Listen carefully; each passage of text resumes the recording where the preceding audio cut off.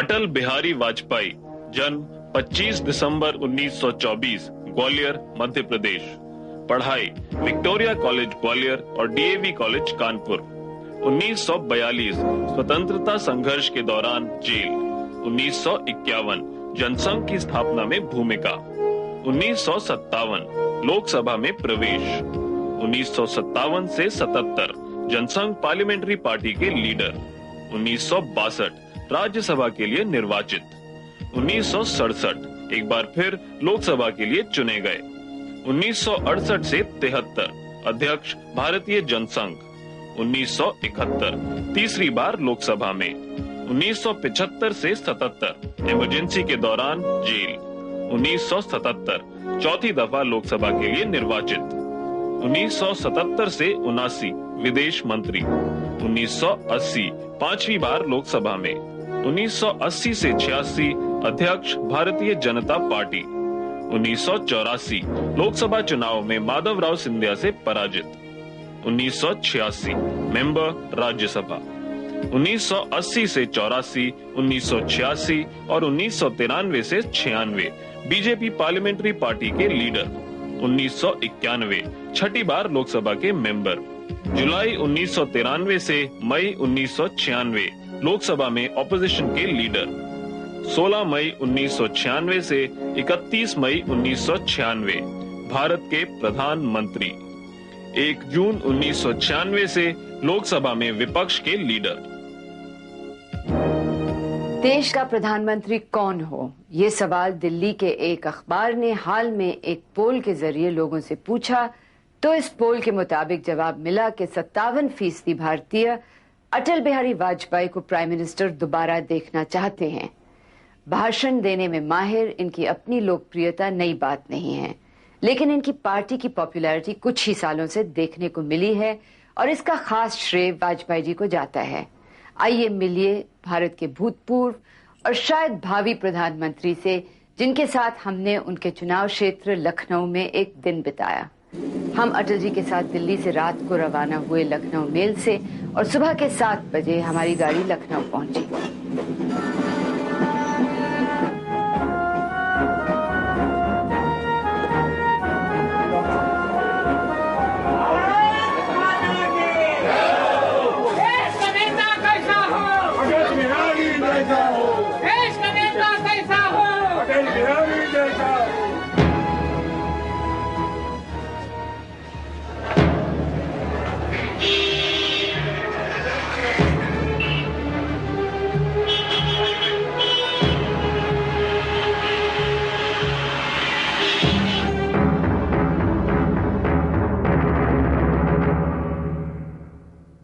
Prime minister बनने की मेरी महत्वाकांक्षा नहीं थी। मुझे अंदाज भी नहीं था कि मैं कभी प्राइम मिनिस्टर बन जाऊंगा। मैं तो पत्रकार के नाते अपनी जिंदगी बिताना चाहता था, लेकिन राजनीति में जब आ गया और उसमें फंस गया तो मेरी इच्छा थी और अभी भी है कि मैं बेदाग इसमें से निकल जाऊं और लोग मेरे बात कहें कि अच्छा आदमी था जो देश को, दुनिया को बेहतर बनाने की कोशिश करता रहा। आपके बारे में ये एक पोल निकला है पिछले महीने के 57% भारतीय चाहते हैं कि आप दोबारा प्राइम मिनिस्टर बने, तो इससे आपको क्या लगता है, क्या महसूस होता है? इससे मुझे लगता है कि लोगों को मुझसे शिकायत नहीं है और वो मुझ पर भरोसा करने के लिए तैयार है। मैं उस भरोसे लायक सिद्ध होऊंगा या नहीं होऊंगा ये तो मुझे दिखाना है, लेकिन दिखाने के लिए अवसर की जरूरत होगी। और अगर आप प्रधानमंत्री दोबारा बनते हैं तो आपकी क्या प्रायोरिटीज रहेंगी?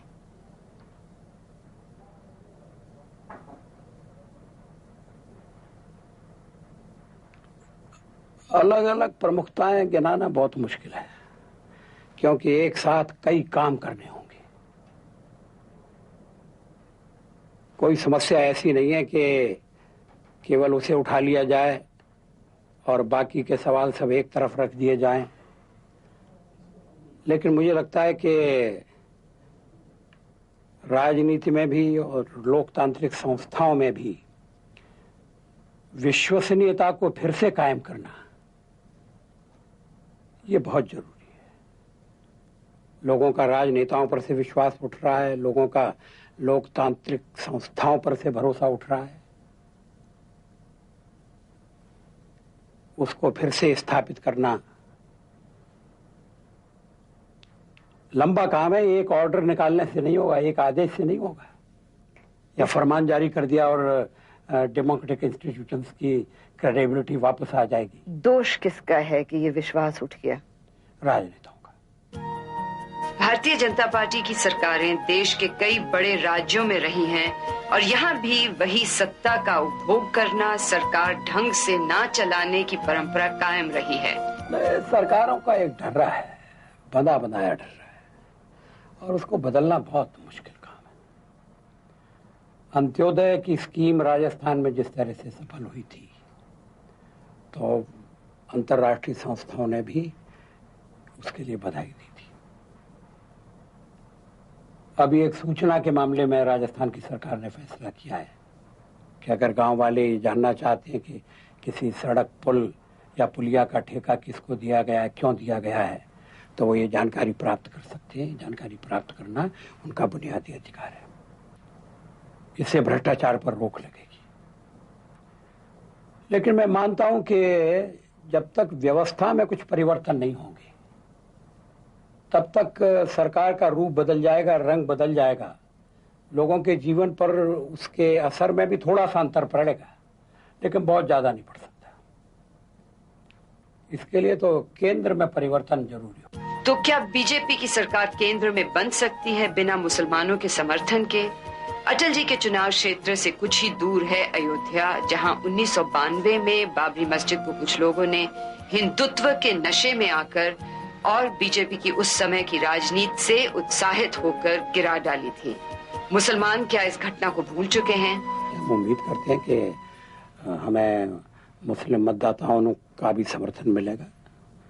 थोड़ा समर्थन मिलने लगा है, ये समर्थन बढ़ रहा है। मैं लखनऊ से निर्वाचित हुआ हूँ, यहाँ मुझे मुस्लिम वोट मिले थे। मुसलमानों में भी चिंतन की एक दोबारा प्रक्रिया शुरू हो गई है। वो सोचते हैं कि अन्य दलों के साथ जाने के बाद क्या मिला। बुनियादी सवाल तो हल नहीं हुए, गरीबी के, बेकारी के, अशिक्षा के, और व्यर्थ में तनाव पैदा हो जाता है। हमारी सरकारों के कामकाज को देखकर उन्हें भरोसा हुआ है कि भाजपा के राज्यों में मजहब के आधार पर भेदभाव नहीं होगा।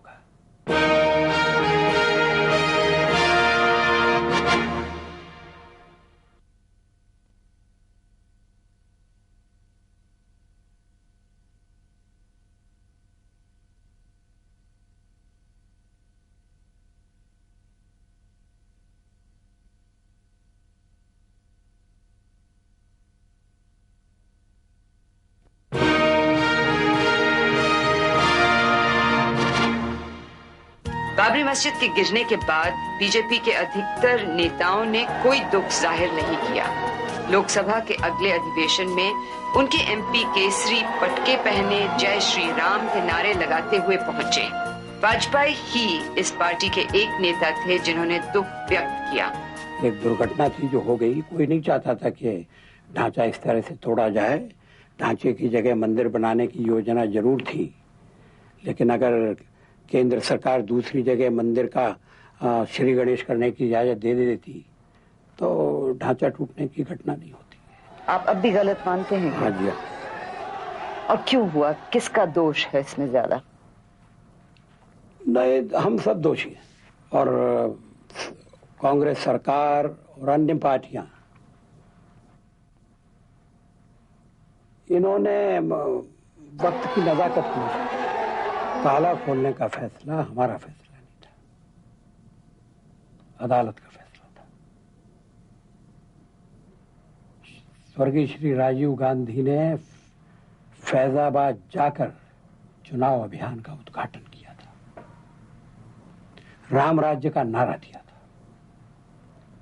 ताला खोलने के खिलाफ सारे देश में विरोध हमने संगठित नहीं किया,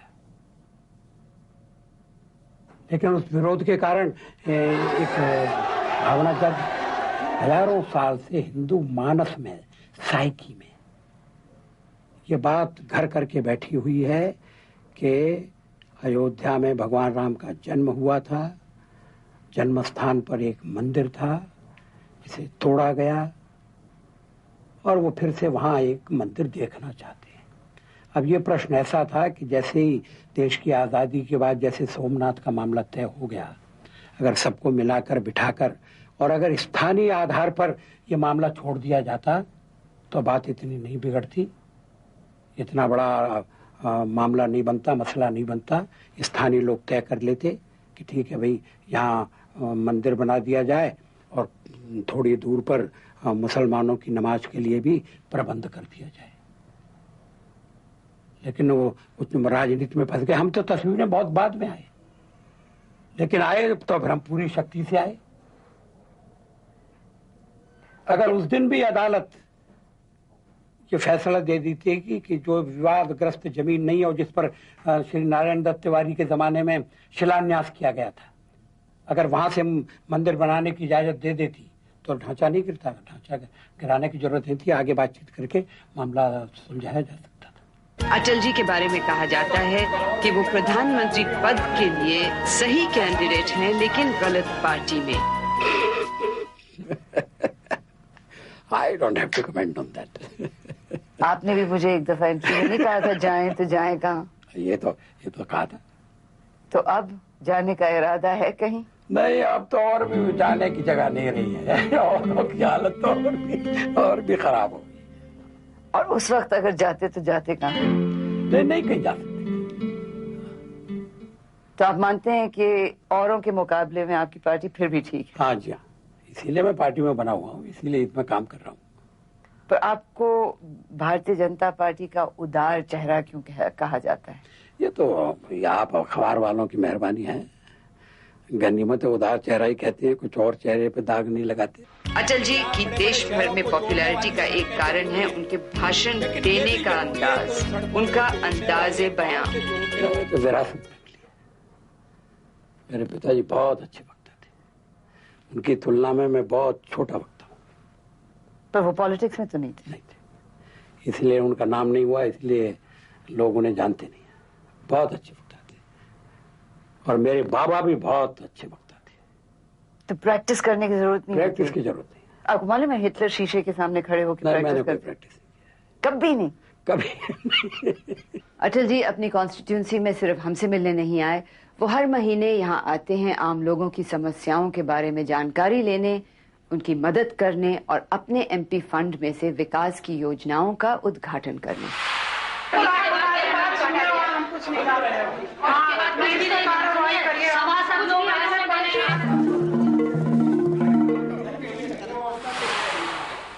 लोगों से मिलने के बाद हम उनके साथ निकले जगौर नाम के गांव की तरफ, जहां उन्होंने एक सड़क का उद्घाटन करना था।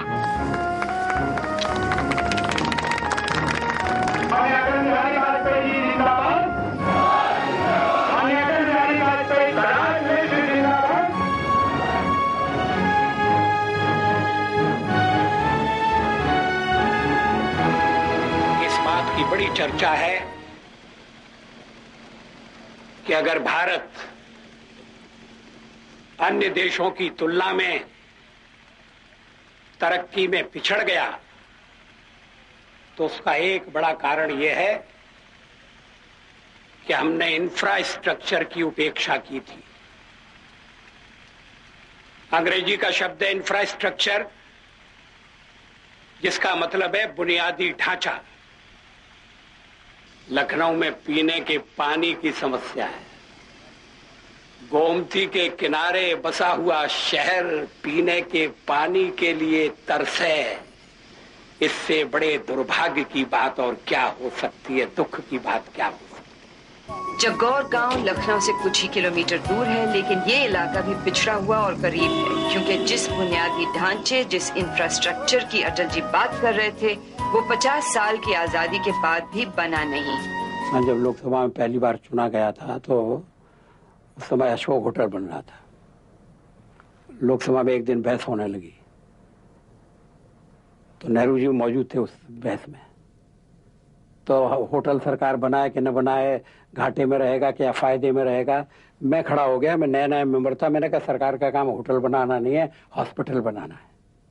तो नेहरू जी बिगड़ गए, ये नए मेंबर आए हैं, ये बातें समझते तो है नहीं। हम होटल भी बनाएंगे और होटल के मुनाफे से हॉस्पिटल भी बनाएंगे।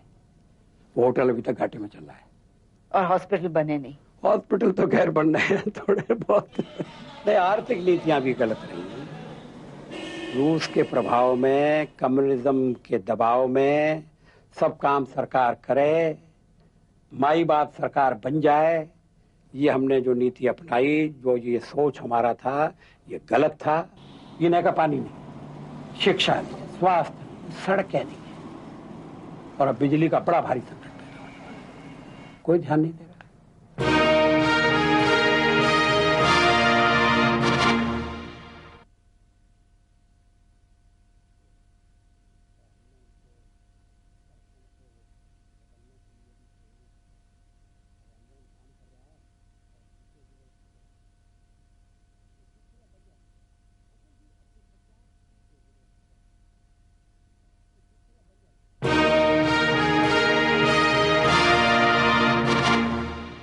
अटल जी अपने 50 साल लंबे राजनीतिक जीवन की सबसे बड़ी उपलब्धि क्या मानते हैं? मुझे संतोष है कि मैंने अभी तक अपने कर्तव्य का पालन किया है।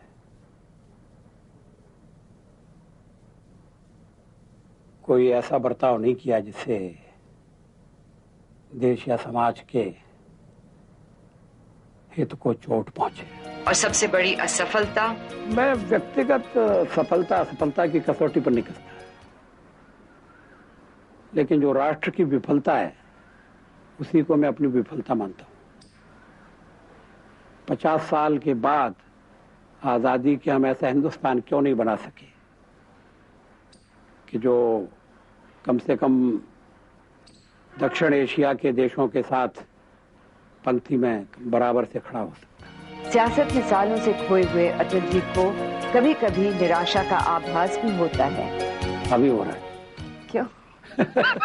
क्यों? गर्मी ज्यादा है यूपी में? इसलिए नहीं, क्या हम कहाँ जा रहे हैं, क्या हो रहा है? मैं 57 में लोकसभा का पहली बार सदस्य चुना गया था, ये 97 है। कभी कभी सदन में बैठकर इच्छा होती है कि उठकर चला जाऊं, कभी कभी इच्छा होती है कि इस्तीफा दे दूं, लेकिन फिर वही सवाल पैदा होता है जाए तो कहाँ जाए, क्या करें? अटल बिहारी वाजपेयी अगर श्यामा प्रसाद मुखर्जी से प्रेरित होकर पॉलिटिक्स में नहीं आते तो वो क्या होते? मैं लिखता पढ़ता, उसमें कविता भी करता, शायद कहीं कॉलेज में पढ़ाता या पत्रकार हो जाता। एक घटना ऐसी हो गई जिसने मुझे राजनीति में आने के लिए प्रेरित किया। मैं दिल्ली में पत्रकार के नाते काम कर रहा था। उसी समय डॉक्टर श्यामा प्रसाद मुखर्जी जम्मू कश्मीर आंदोलन के सिलसिले में परमिट सिस्टम को तोड़कर श्रीनगर गए थे। पत्रकार के नाते मैं उनके साथ था। वो गिरफ्तार कर लिए गए, हम लोग वापस आ गए। डॉक्टर मुखर्जी ने मुझसे कहा कि वाजपेयी जाओ और दुनिया वालों को कह दो कि मैं कश्मीर में आ गया हूं बिना किसी परमिट के। थोड़े दिनों बाद कश्मीर में नजरबंदी की अवस्था में सरकारी अस्पताल में डॉक्टर मुखर्जी की मौत हो गई। मुझे लगा कि मुझे डॉक्टर मुखर्जी के काम को आगे बढ़ाना चाहिए। अटल जी ने अक्सर कहा है कि सियासत के रेगिस्तान में आकर उनकी कविता की धारा सूख गई है। करीब करीब सूख गई। कविता एकांत चाहती है, कविता वातावरण चाहती है, कविता एक तरह का माहौल चाहती है। लेकिन प्रतिदिन भाषण देने की जो मजबूरी है वो कविता को घुमड़ने नहीं देती है, और जब तक बादल घुमड़ता नहीं है तब तक बरसता नहीं है। तो फिर आप कब लिखते हैं कविताएं? नहीं,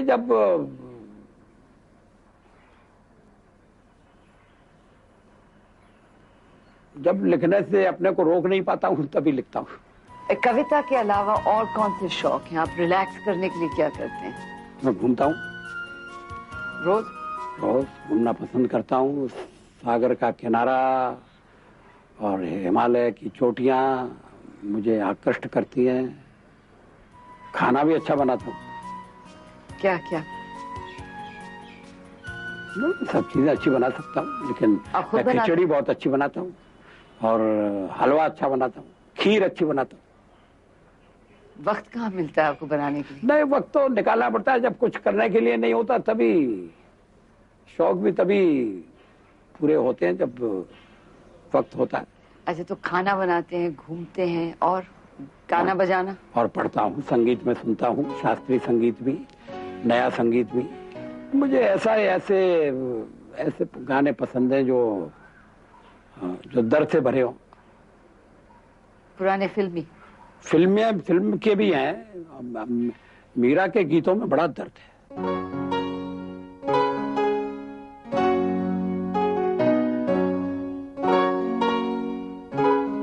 रात को एक और उद्घाटन, इस दफा लखनऊ में एक पंपिंग स्टेशन का।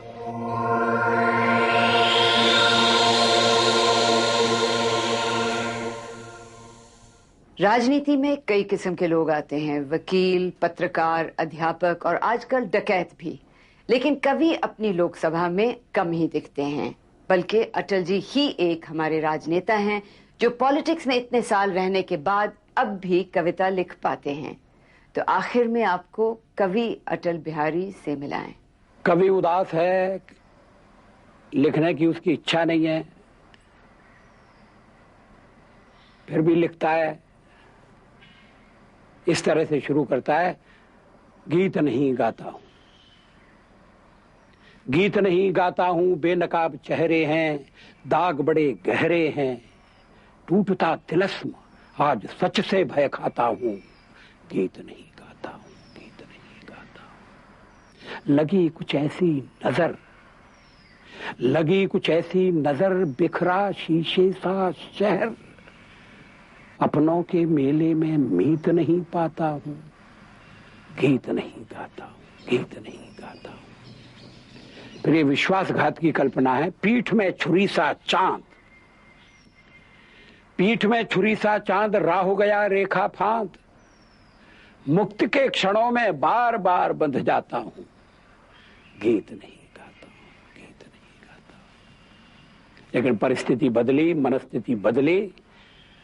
कवि ने कहा कि मैं लिखूंगा, और कवि ने लिखा, गीत नया गाता हूं, गीत नया गाता हूं, टूटे हुए तारों से फूटे वासंती स्वर, पत्थर की छाती में उगाया नव अंकुर, झरे सब पीले पात, कोयल की कुहुक रात, प्राची में अरुणिमा की रेख देख पाता हूं, गीत नया गाता हूं, गीत नया गाता हूं। इसका अंतिम है, टूटे हुए सपने की सुने कौन सिसकी,